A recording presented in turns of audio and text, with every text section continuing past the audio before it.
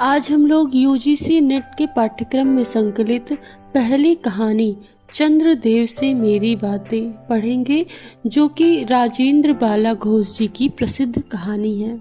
इसे हिंदी की पहली कहानी होने का भी गौरव प्राप्त हुआ है। तो चलिए शुरू करते हैं इस कहानी को। भगवान चंद्रदेव, आपके कमलवत कोमल चरणों में इस दासी का अनेक बार प्रणाम। आज मैं आपसे 2-4 बातें करने की इच्छा रखती हूँ। मैं सुनती हूँ आप इस आकाश मंडल में चिरकाल से वास करते हैं। क्या यह बात सत्य है? यदि सत्य है तो मैं अनुमान करती हूँ कि इस सृष्टि के साथ ही साथ अवश्य ही आपकी भी सृष्टि हुई होगी। तब तो आप ढेर दिन के पुराने बूढ़े कहे जा सकते हैं। यह क्यों? क्या आपके डिपार्टमेंट में ट्रांसफर होने का नियम नहीं है? क्या आपकी गवर्नमेंट पेंशन भी नहीं देती? बड़े खेद की बात है। यदि आप हमारी न्यायप्रिय सरकार के किसी विभाग में सरकारी नौकरी करते होते तो अब तक तो आपकी बहुत कुछ पदोन्नति हो गई होती और ऐसी पोस्ट पर रहकर भारत के कितने ही सुरम्य नगर, पर्वत, जंगल और झाड़ियों में भ्रमण करते। अंत में इस वृद्ध अवस्था में पेंशन प्राप्त कर काशी जैसे पुनीत और शांति धाम में बैठकर हरि नाम स्मरण करके अपना परलोक बनाते। यह हमारी बड़ी भारी भूल हुई। भगवान चंद्रदेव, क्षमा कीजिए। आप तो अमर हैं, आपको मृत्यु कहाँ है?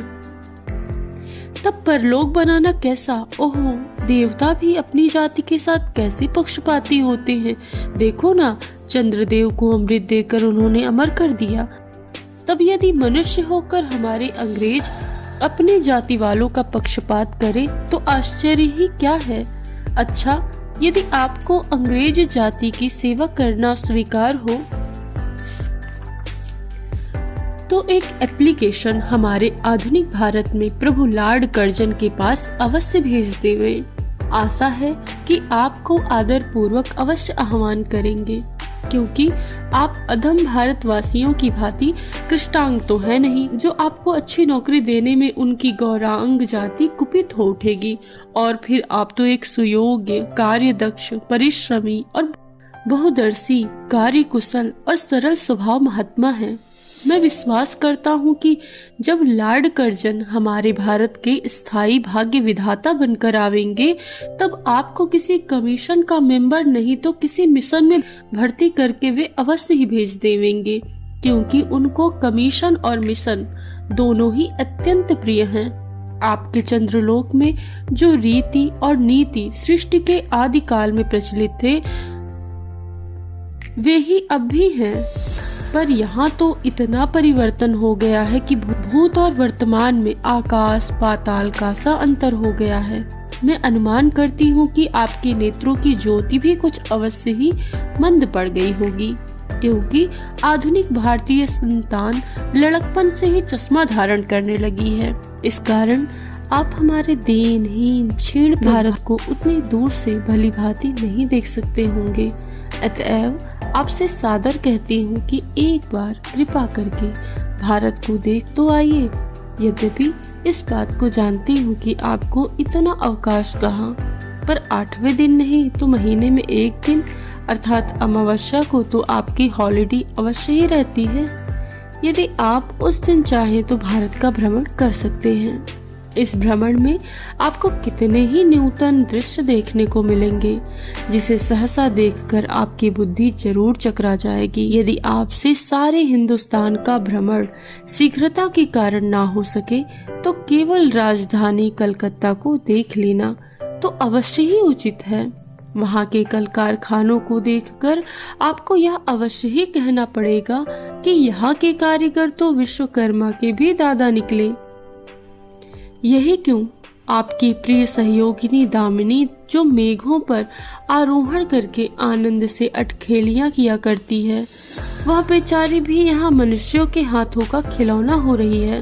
भगवान निशानाथ, जिस समय आप अपनी निर्मल चंद्रिका को बटोर मेघमाला अथवा पर्वत की ओट से सिंधु की गोद में जा सकते हैं, उस समय यही नीरद वासिनी, विश्वमोहिनी, सौदामिनी अपनी उज्जवल मूर्ति से आलोक प्रदान कर रात को दिन बना देती है। आपके देवलोक में जितने देवता हैं उनके वाहन भी उतने हैं। किसी का गज, किसी का हंस, किसी का बैल, किसी का चूहा इत्यादि।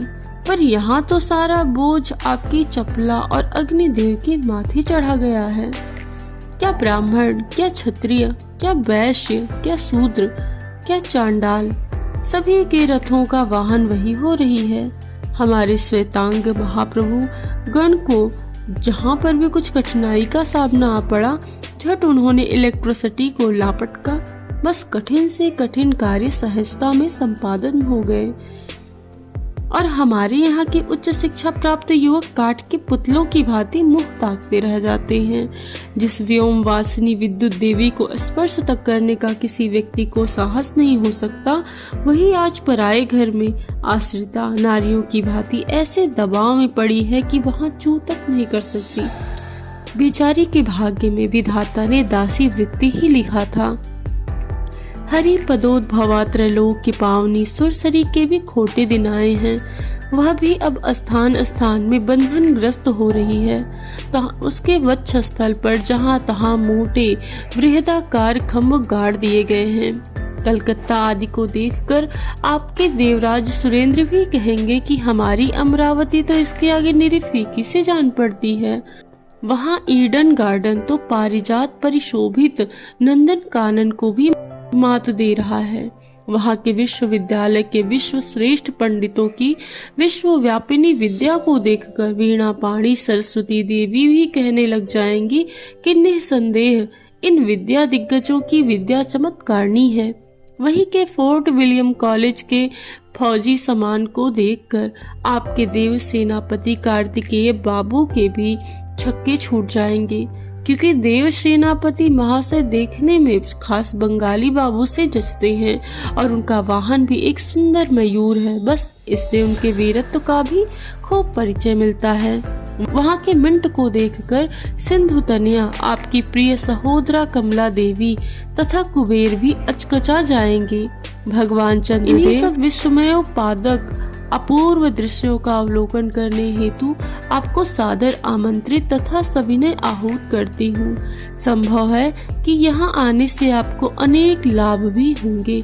आप जो अनादिकाल से निज उज्जवल वपु में कलंक की कालिमा लेपन करके कलंकी, शशांक, ससधर, शशालंछन आदि उपाधि मालाओं से विभूषित हो रहे हैं, सिंधु तनिया होने पर भी जिस कालिमा को आप आज तक नहीं धो सके हैं, वही आजन्म कलंक शायद यहाँ के विज्ञानविद पंडितों की चेष्टा से छूट जाए। जब बंबई में स्वर्गीय महारानी विक्टोरिया देवी की प्रतिमूर्ति से काला दाग छुड़ाने में प्रोफेसर गज्जे महाशय फलीभूत हुए हैं, तब क्या आपके मुख्य कालिमा को छुड़ाने में वे फलीभूत नहीं होंगे?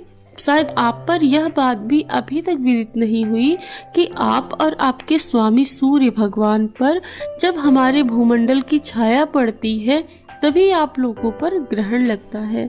पर आपका तो अब तक वही पुराना विश्वास बना हुआ है कि जब कुटिल ग्रह राहु आपको निगल जाता है तभी ग्रहण होता है।